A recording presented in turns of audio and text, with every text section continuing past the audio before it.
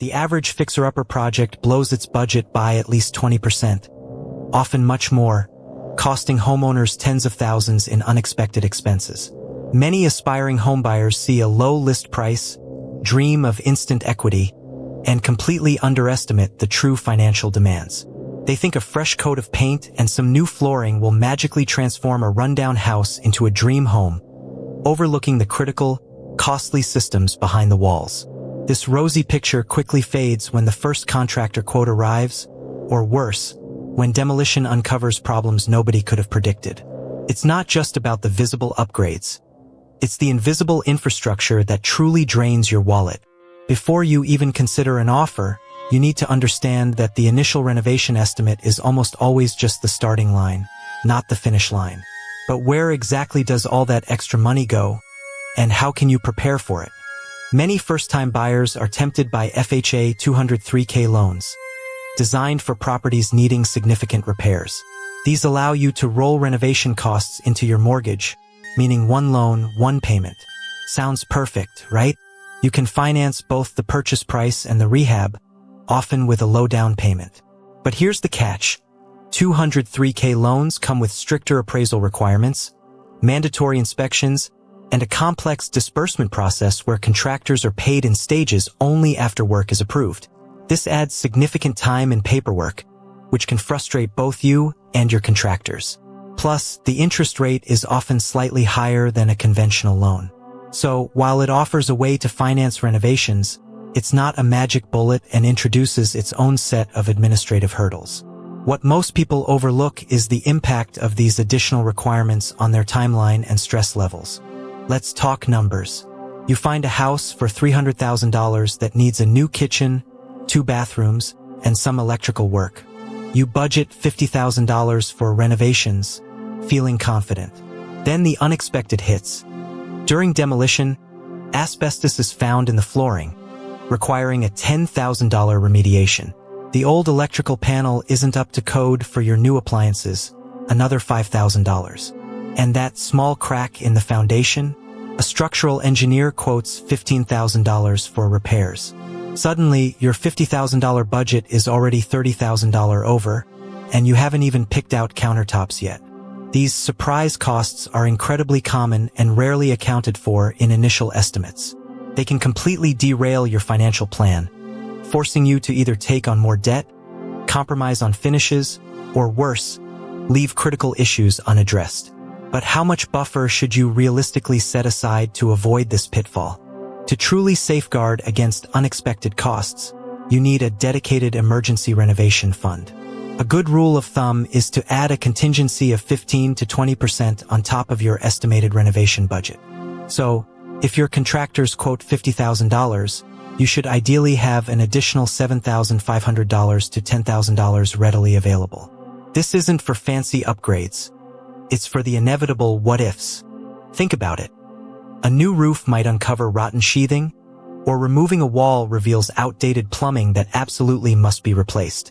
Without this buffer, you're either stopping work midway, which costs more in the long run, or scrambling for high-interest credit. This fund acts as your financial safety net, allowing you to handle surprises without derailing your entire project or going into significant debt. But even with a contingency, there's a common mistake that can still wipe out your savings. One of the biggest financial traps is hiring the wrong contractor. A quote that seems too good to be true often is, "Beware of contractors who demand large upfront payments in cash, pressure you into quick decisions, or refuse to provide a detailed, itemized contract." A reputable contractor will have a clear license number, references, and insurance, and will provide a transparent bid. For example, if 3 bids come in at $48,000, $52,000, and $25,000, that $25,000 bid is a massive red flag. They're likely cutting corners, using substandard materials, or planning to hit you with change orders for every small detail. This can lead to shoddy work, project delays, and ultimately you paying more to fix their mistakes. So, how do you properly vet a contractor to avoid these costly pitfalls? Before signing anything, get at least 3 detailed bids from different licensed and insured contractors. Check their references thoroughly, call past clients, and ask about project timelines, budget adherence and communication. Visit their active job sites if possible to see the quality of their ongoing work. Verify their license with your state's contractor licensing board.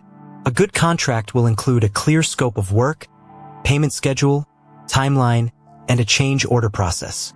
For example, if a contractor promises a kitchen remodel in 2 weeks for $15,000, but others quote 6 weeks and $30,000, that discrepancy demands deep investigation.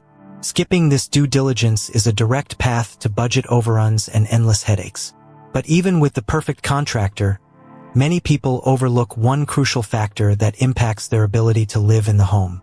Beyond the renovation costs themselves, there's a significant opportunity cost. While your fixer-upper is under construction, you likely can't live in it. This means you're paying rent or a temporary housing mortgage, plus your new mortgage and renovation expenses, all at the same time.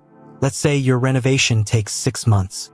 At $2,000 per month for rent, that's an additional $12,000 you're spending that could have gone into your equity or savings. This double payment scenario can quickly deplete your financial reserves and add immense stress. Many people focus so much on the deal of the purchase price that they forget about the carrying costs of an uninhabitable property. It's not just about how much you spend, but also about how long you're spending it. And speaking of time, there's another major factor that always takes longer than expected.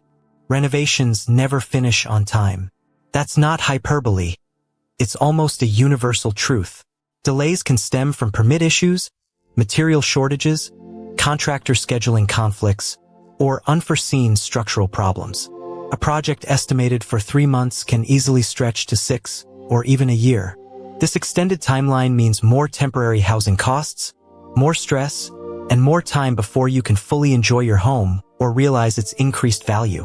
For example, if you plan to move in by September but delays push it to January, that's 4 extra months of rent or mortgage payments on a property you can't use.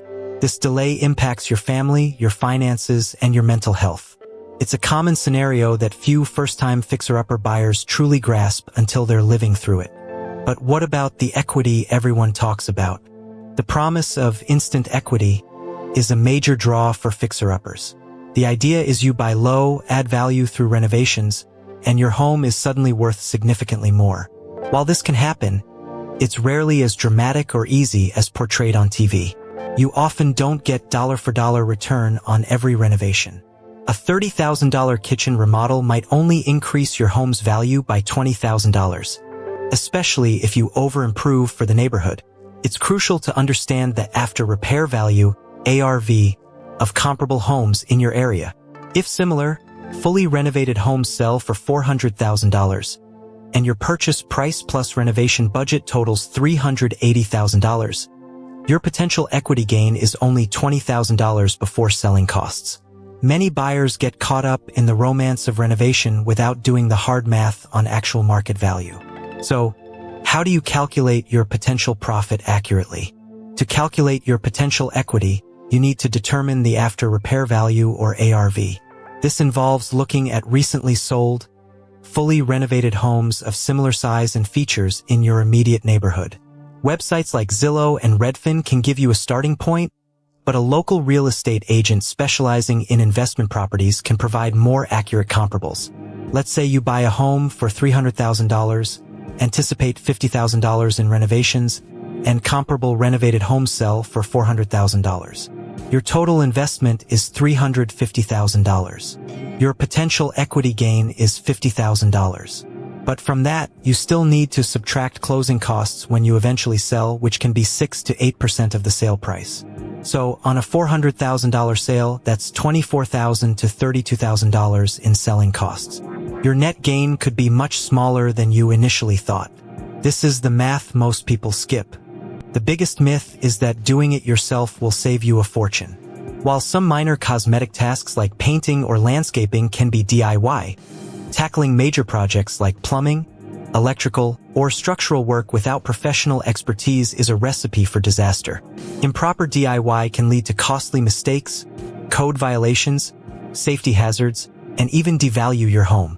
You might save $2,000 on a DIY bathroom tile job, only for it to leak and cause $10,000 in water damage months later. Or you spend weeks struggling with a task a professional could do in days, losing valuable time and burning yourself out. Understanding your limits and knowing when to call a pro is crucial. The money saved on DIY is often an illusion that costs you more in the long run, both financially and emotionally. But there are still cases where a fixer-upper makes sense. So, when does a fixer-upper actually make sense? It's when you have a significant financial buffer, realistic expectations for time and effort, and a strong understanding of the local market's ARV. It's for those with a genuine passion for renovation, not just a desire for a deal. Look for properties with good bones, solid foundation, roof, and major systems, where the needed repairs are primarily cosmetic or focused on outdated finishes, rather than structural overhauls. A fixer-upper can be a fantastic way to build equity and customize a home, but only if you approach it with eyes wide open to the true costs and commitments involved. Never underestimate the budget required, and always factor in the time and stress. But even if you do everything right, there's one final consideration that can impact your long-term satisfaction. The honest math tells us a fixer-upper can cost $75,000 or more in unexpected expenses if you're not prepared. Factor in a 15 to 20% contingency fund, rigorously vet your contractors, and calculate the true after-repair value before you commit. Don't forget the opportunity cost of temporary housing and the mental toll of project delays. If you're wondering how to find a property with truly good bones and avoid money pits, watch our video on the 5 red flags to spot before buying any house next. And if you found this breakdown helpful, consider subscribing for more real estate insights that save you money.